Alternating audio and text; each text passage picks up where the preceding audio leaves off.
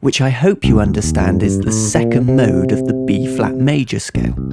In this example, I'm going to play a reggae bass line using C Dorian to accompany a C minor 7th vamp. 1, 2, 3, 4.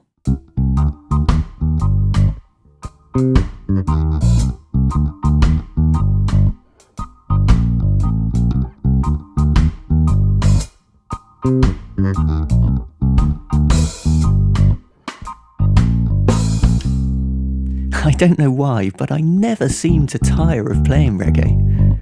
Again, at the heart of this bass line is this repeating figure, which is quite simply the first 3 notes of C Dorian, C, D and E flat, followed by a low 5th or note of G.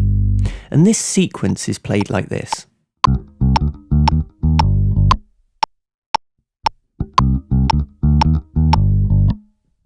To add variety to the line, each time I play this repeating motif, I answer it with a different line. And the first of these is really easy and is something I try and get all bass players to use in as many musical situations as possible. And basically, it's just an arpeggio of the chord. As we're accompanying a C minor 7th vamp, I've used a simple C minor 7th arpeggio going down from the octave, but missing out the root note in the process and going straight to the flattened 7th or note of B flat like this. Remember, we tend to only think of arpeggios as starting or finishing on either the root or octave note, but it's so very important to experiment with all your arpeggios, and please get used to deconstructing and playing the intervals contained within them beyond the typical 1 octave range.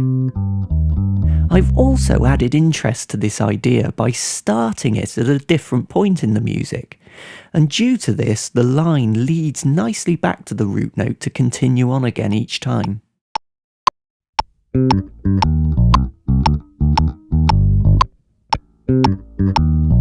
The second of these response ideas is identical in rhythm, but uses different notes of C Dorian to lead back to the root note.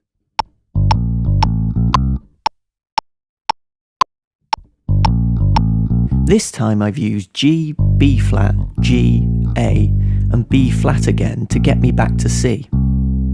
Again, by having different choices available and alternating between these 2 different ideas as an answer to my original core idea, I'm able to keep reinventing the bass line whilst ensuring that I'm still outlining the sound of a C minor 7th chord. In this last example, I'd just like to return to using D Dorian and use this mode to construct what's known as a walking bass line to accompany a D minor 7th vamp, this time with a jazz feel. Now, I'm not going to go into analysing this example now, but don't worry, as I'll be showing you how to play and construct walking bass lines in a later session. But know this. All I'm going to use are the notes from D Dorian in this bass line, and I hope you'll hear the sound and colour of this mode, and how the individual notes support and interact with the chord I'm accompanying, in this case a D minor 7th. 1, 2, 3, 4.